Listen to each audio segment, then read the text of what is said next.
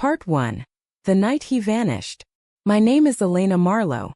I am 34 years old, and people call me one of the most powerful businesswomen in the country.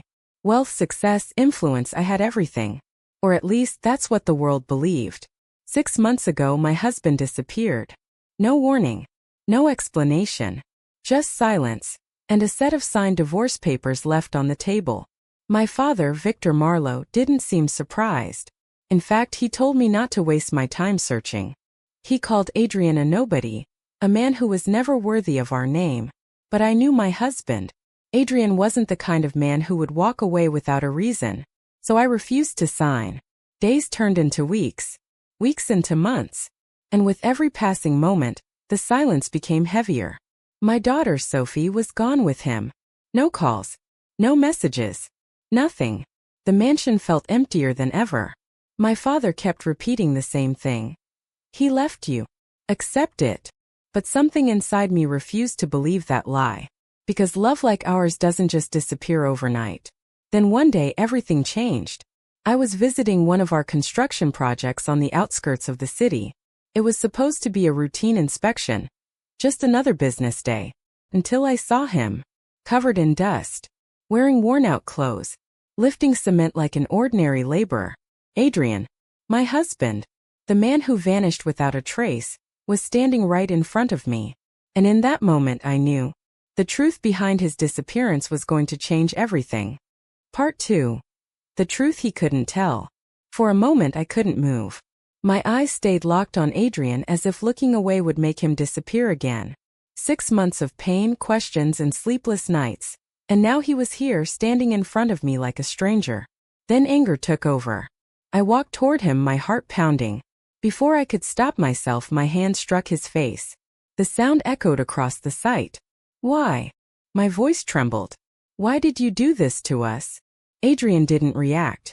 He just looked at me, tired, broken. Lower your voice, he said quietly. Don't tell me what to do. I snapped. You disappeared. You took Sophie. You left divorce papers like I meant nothing. For a second he stayed silent.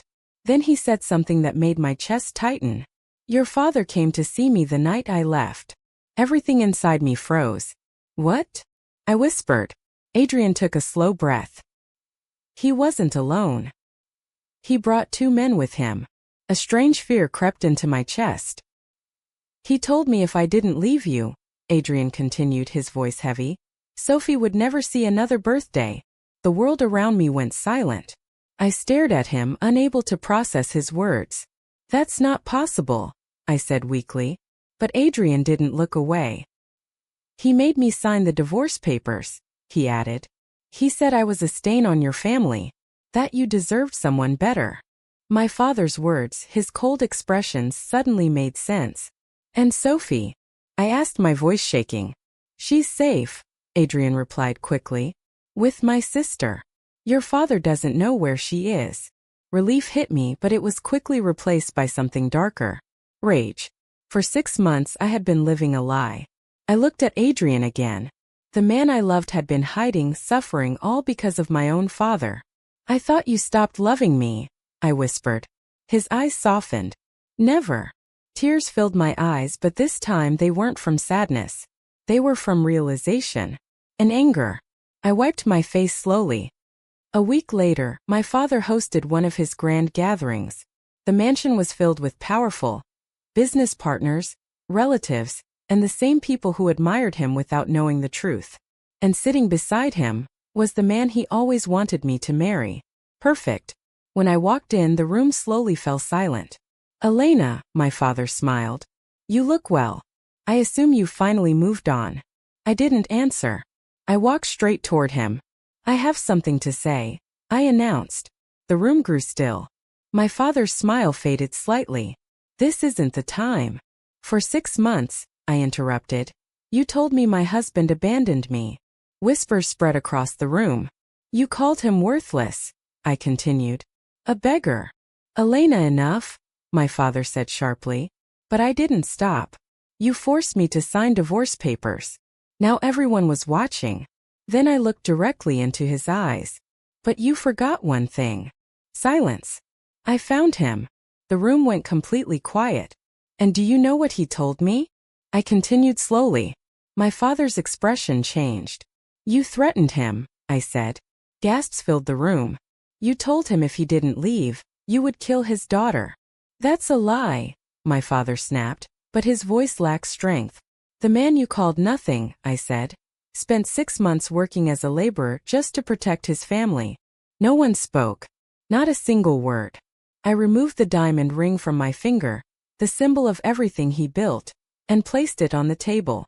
You didn't protect me, I said calmly. You destroyed my family. My father's jaw tightened. I did what was best for you. No, I replied. You did what was best for your empire. Then I said the words that shattered everything. I choose my family. Gasps echoed through the room. I turned and walked toward the exit. If you leave, my father shouted, don't come back. I paused for just a second, but I didn't turn around. And then, I kept walking. Part 4: What Really Matters. Outside the gates, a car was waiting. Adrian stood beside it. Clean clothes but the same tired eyes. When he saw me, uncertainty crossed his face. I stopped in front of him. Are you ready to go home? I asked. He looked confused. Home? I smiled faintly. Wherever we are together. For a moment he said nothing. Then he nodded. We got into the car and drove away, leaving behind the mansion, the power, and the man who thought money could control everything. As the city lights passed by, I felt something I hadn't felt in months. Peace. Because in the end, the truth was simple. The man they called worthless was the only one who never gave up on me. And this time, I wasn't going to let him go.